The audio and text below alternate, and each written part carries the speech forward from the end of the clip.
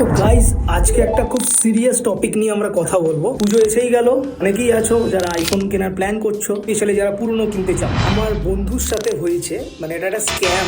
যখন ফোনটা কিনেছিল তখন ওকে দেখানো হয়েছিল অ্যারাউন্ড 90-95% মতো ব্যাটারি হেলথ আছে। এক দুদিন চার্জ হওয়ার পরে হঠাৎ করে মানে ব্যাটারিটা একদম 10% মতো নিচে চলে এসছে। তোমরাও যখন সেকেন্ড হ্যান্ড কোনো ফোন কিনবে, তোমাদের সাথেও এই স্ক্যামটা হতে পারে। তো একটা ডিভাইস আছে যেটা তোমরা স্ক্রিনে দেখতে পাচ্ছ, এটার নাম হচ্ছে JCID।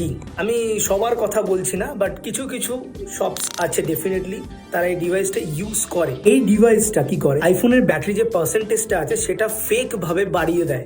পর থেকে যখন তোমরা সেকেন্ড হ্যান্ড ফোন কিনতে যাবে, বা প্লিজ একটুখানি মানে বিল অ্যান্ড বক্স এগুলো একটু দেখে শুনে স্পেশালি যে সিরিয়াল নাম্বারটা থাকে আইফোনের ক্ষেত্রে, সেটাকে একটু ভেরিফাই করে তোমরা কিনো। তাছাড়া তো you guys are very smart, একটু দেখে শুনে কিনে নিও। আবার দেখা হচ্ছে, চলো বাই।